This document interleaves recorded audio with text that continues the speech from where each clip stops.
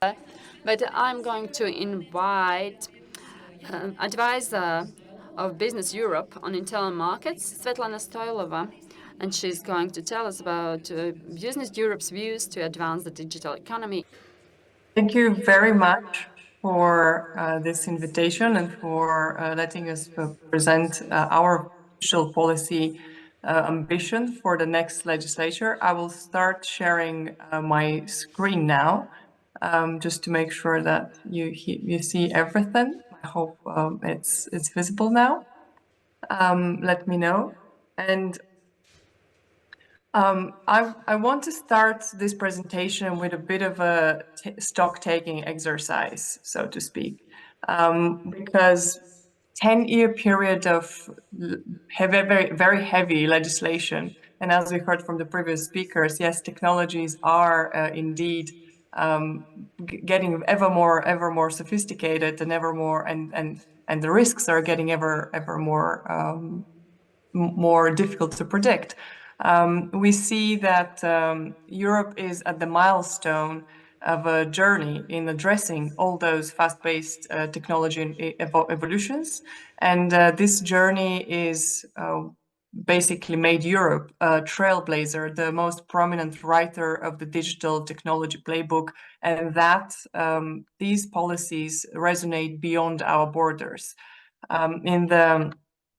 As we are doing these policies, and as European businesses are going to comply with all that legislation that has come in the last few years, it is important to think that those policies have to be assembled if you think of a puzzle pieces. They have to be assembled in a way that it will still foster our competitiveness and it will still allow companies to innovate. And I'm here having a small, very short overview of very important horizontal legislations that were adopted by the European Parliament and the European member states. And these are rules on artificial intelligence, on digital services, digital markets, data sharing, data governance, and cybersecurity. And all that technically will have an impact on the entire EU economy and on the entire ecosystem of the digital economy. All those rules are not just for companies that work in the tech sector, so to speak, but all those rules are actually applicable to many other sectors, especially the cybersecurity and the data sharing, for instance, like the Data Act. So as we are moving on with those rules, our call as businesses is to make sure that the implementation is streamlined, because as businesses, we don't want to see conflicting guidance or non-harmonized interpretation of the rules. In one country, the rule is interpreted in one way, or it's a bit more. It provides a little bit more flexibility. On another way, the company authorities are a lot more stricter. So this is something that we would like to avoid, because that creates fragmentation of the internal market. And as we are businesses, efficiency is a very big principle for the business community. And we would like to call on the policymakers to also have efficiency at the heart of the implementation process.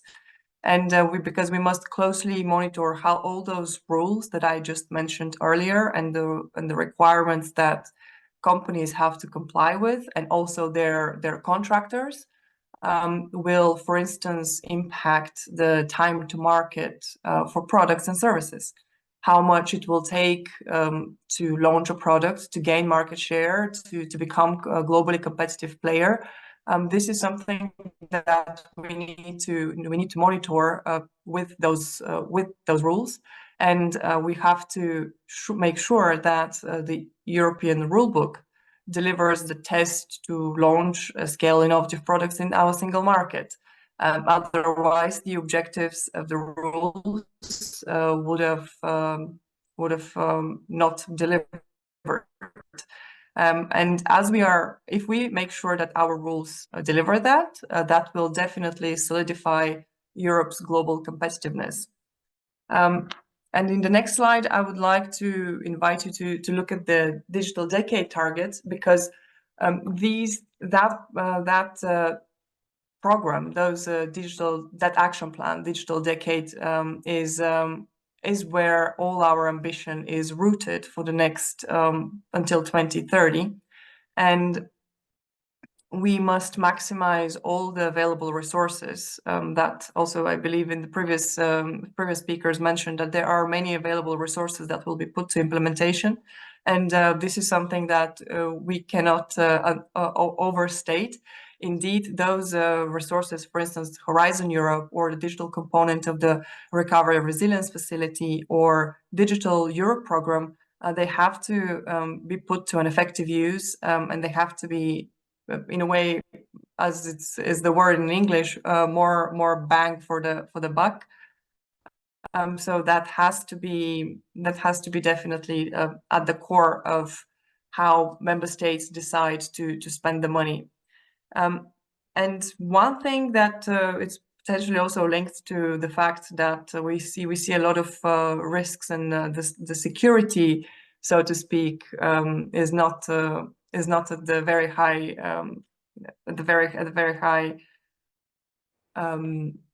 level. It's because there is still a lot of companies that are not harnessing the power of digital technologies. For instance, only 11% of AI of companies are taking up AI, are integrating it in their daily operations, and also only around 19% of European companies are harnessing the power of big data, for instance, to establish operational efficiencies, or to gain insights out of the data they have. And seeing that these targets are until 2030, we definitely must be very mindful that it's only a bit over 5 years that we have in order to fulfill these targets. And specifically, the next European legislature, between 2024 and 2029, it will end just 1 year before those targets have to be established. So our call is to be that the next 5 years have to really be made with concerted efforts between all the member states. And conferences like these, organized today by the Latvian Employers Confederation, show the urgency of national action, and show how important it is to advance the digital transformation, and to make sure that collective efforts between industry, between policymakers, also the citizens, will secure Europe's competitive edge in the digital landscape. But as we move on, technology is one part of the puzzle. We definitely need to be mindful of the fact that there is a demographic shift that entire Europe is facing. It's currently only 68% of European individuals that possess basic digital skills, and we are only halfway to be able to recruit ICT specialists which are having advanced digital skills, but and very, very sophisticated digital skills, obviously. But there is a lot more to be done, because as our internal survey is showing, the working age of that's not from our internal survey, that's a figure from a European statistics, is that the working age population is expected to shrink over the next decades, and that will be about 35 million people by 2050. So we need to make sure that the workforce at the moment of the active workforce is really well equipped with the skills, and we have to invest in talent. This is more necessary than ever. And it's the idea between skills and integration of technology is correlated. Our recent survey at Business Europe shows that employers lack qualified personnel across all sectors, but it's the most acute one is in the mathematics and IT as well as engineering related professions. And nearly half of our respondents say that 46% have identified a pressing need for increasing the STEM skills in the new recruits.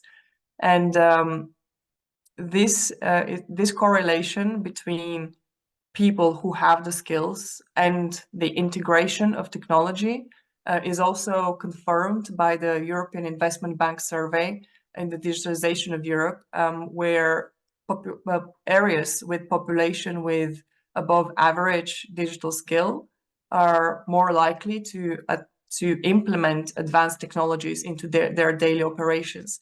And I would link here to the OECD speaker who mentioned that the pandemic was an accelerator for adoption of digital solutions, and about, if I got the number correct, 70% of SMEs have increased their uptake of technology. But we could also be mindful of the fact that this is very likely the so-called low-hanging fruits, a possibility for video conferencing or possibility to move your operations to a cloud, but because those solutions exist, but integrating even more advancing technologies like AI, or integrating even trying to make sure how you could use the data you possess and what kind of insights you could derive from the data you possess is it requires a lot more qualified personnel.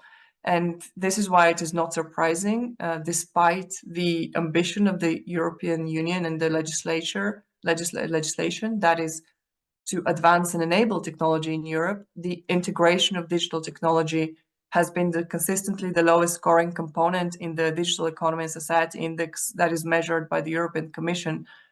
Since that index has been measured, this component has not been very much very much growing. So the implementation and awareness of what EU rules have and what their objective is very important to fix this, because these deficiencies cannot persist. And efficiencies, as I say a lot, but as a business representation, indeed, operational efficiencies are important.